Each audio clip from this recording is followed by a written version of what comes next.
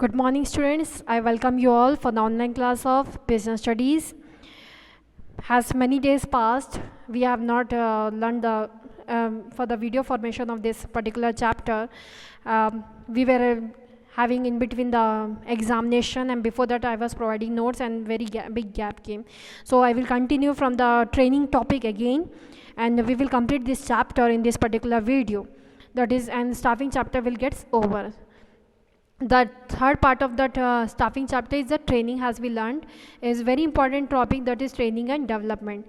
Someone has rightly said, if you wish to plant for a year, sow seeds. If you wish to plant for 10 years, plant trees. If you wish to plant for a lifetime, develop people. Training and development is an attempt to improve the current or future employee performance by increasing an employee's ability to perform through learning, usually by changing the employee's attitude or increasing his or her skills and knowledge. So that is known as training. Yes, definitely, student, a person is having knowledge, a person is having skill, but the thing is that if the person is not able to understand the skill and knowledge what they possess, definitely a small training and development in the person can bring out that inner skill of the person to come out in his work or her work. Need of training and development. When jobs were simple, easy to learn and influenced to only a small degree by technological changes, there was a little need for employees to upgrade or alter their skills. But the rapid changes taking place during the last quarter century in our highly sophisticated and complex society have created increased pressure for organizations to readapt the products and services produced. The manner in which products and services are produced and offered, the types of jobs required, and the types of skill necessary to complete these jobs. Thus, as jobs have become more complex, the importance of employees' training has increased. Training and development help the organization and the individual. Benefits to the organization. The benefits of training and development to an organization are as follows. Training is a systematic learning, always better than hit and trial method, which leads to wastage of efforts and money. It enhances employee productivity both in terms of quantity and quality, leading to higher profits. Training equips the future manager who can take over in case of emergency. Training increases employee morale and reduces absenteeism and employee turnover. It helps in obtaining effective response to fast changing environment, technological and economic. The thing what we have read in this particular topic is that training is a systematic learning process. There are various ways to learn a thing. People can themselves learn, but the thing is that a proper systematic learning is needed. So by training we provide a systematic way of learning something. Otherwise things can be learned by any person any way, but the thing is when we learn the thing in proper way, it won't work, it won't be understandable by us. So for that training is needed. It enhances employee productivity. Definitely a proper training can increase the productivity of a person and later the productivity of the organization. Training equips a future manager who can take over in case of emergencies. Training increases employee morale and reduces absenteeism and employee turnover. So that can be a training. It helps in obtaining effective response to fast changing environment, technological and economical. Benefits to the employees. The benefits of training and development activity to the employees are as follows. Very first, improved skills and knowledge due to training leads to better career of the individual. Increased performance by the individual help him to earn more.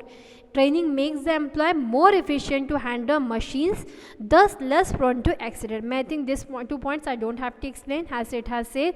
If you are trained, if you are able to specialize in your work, definitely your salary will increase in later period of time. And training increases the motivation. It motivates the person to do more best and to handle the machinery more effectively.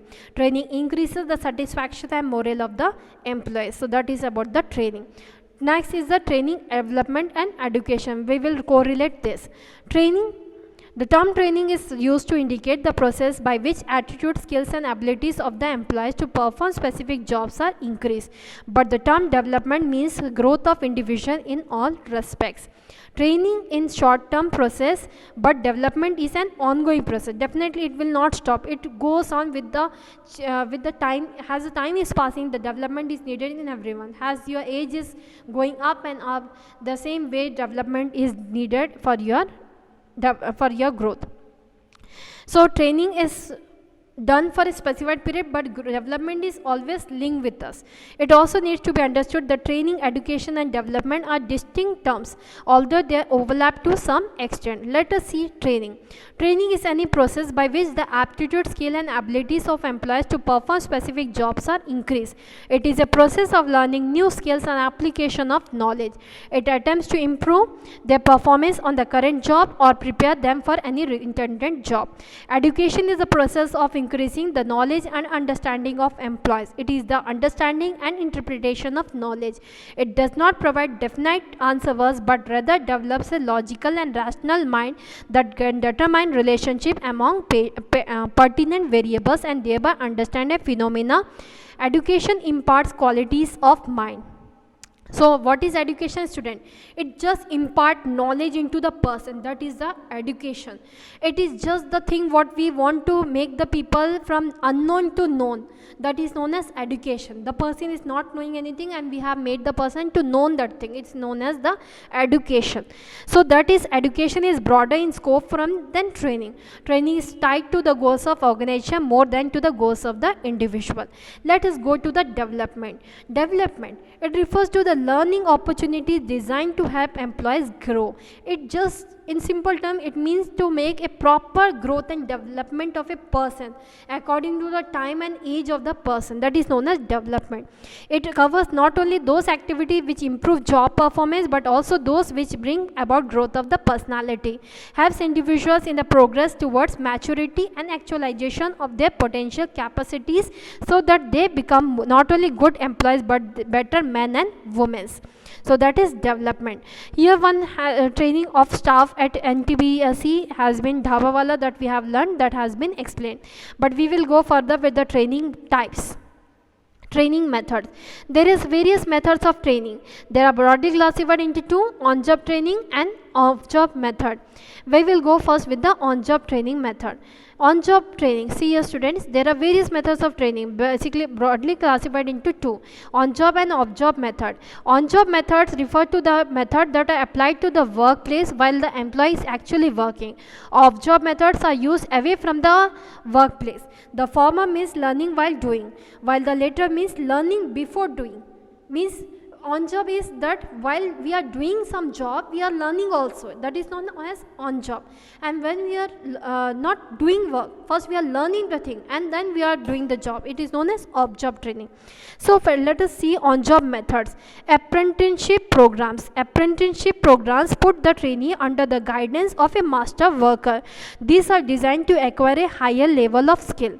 People seeking to enter skilled trades to become, for example, plumbers, electricians or iron workers are often required to undergo apprenticeship. This type of training, this particular job, what we have learned, plumbers and all those, here apprenticeship training is given.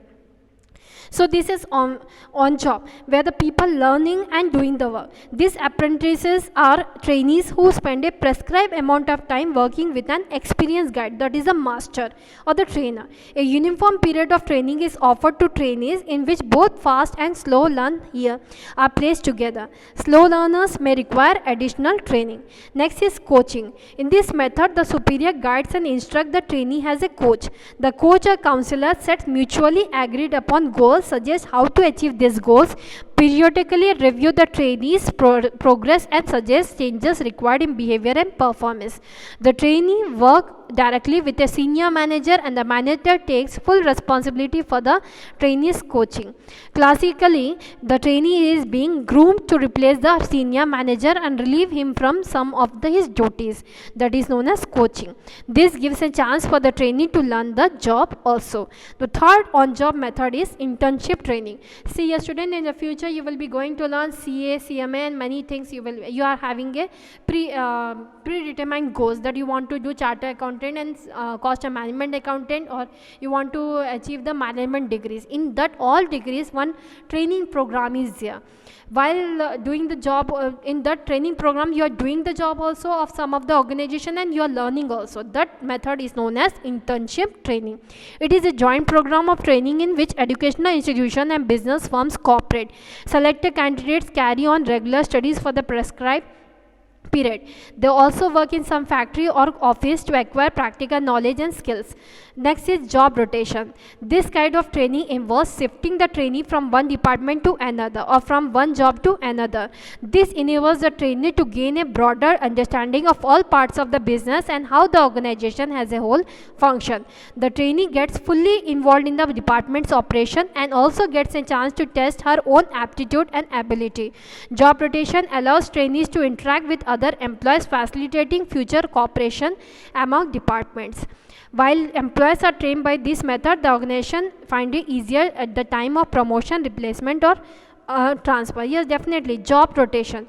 Job rotation is a way in which the trainee are getting the higher level work knowledge, and in future the organization will get benefit. They will be able to appoint the learned people from their own organization at a higher level job. So that is the benefit of having job rotation. Next is the off-job method of training. Classroom lectures, conferences. This is off-job method. The lecture or conference approach is well adapted to conveying specific information, rules and procedures or methods. The use of audiovisuals or demonstration can often make a formal classroom presentation more interesting while increasing retention and offering a vehicle for clarifying more difficult points. So that is known as classroom lecture method, in which the person is learning, not doing the work. After learning these things, he will be in future when they will be appointing to the job, that time they will adapt this knowledge. So that is known as classroom lectures. Films. They can provide informations and explicitly demonstrate skills that are not easily represented through the way of films by the other technique used in conjunction with conference discussions. It is a very effective method in certain cases. Next method is case study. You are learning the business study from last year. You are learning the case study questions. From that case study, you are able to get many of the way to solve any problem, many of the situation you are going to learn. So that is also a off-job method. Now you are learning. Afterward, when you will go to the job, you will apply that case study methods in your job. Taken from actual experiences of organizations, cases represent attempt to describe as accurately as possible real problems that managers have faced. Trainees study the cases to determine problems, analyze causes, develop alternative solutions, select what they believe to be the best solution and implement it.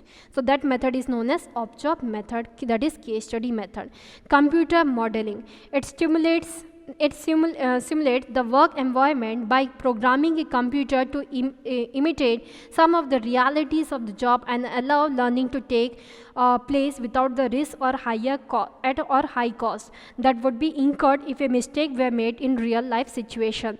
Next is the vestibule training. Employees learn their jobs on the equipment they will be using, but the training is conducted away from the actual workflow. Workshop. You have learned in a workshop. What is happening, a model, dummy model is shown to the person, and how the dummy model is working, it is shown.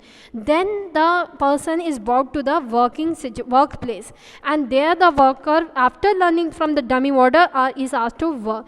This is known as vestibule school training. Actual work environment are created in a classroom and employees use the same materials, files and equipment.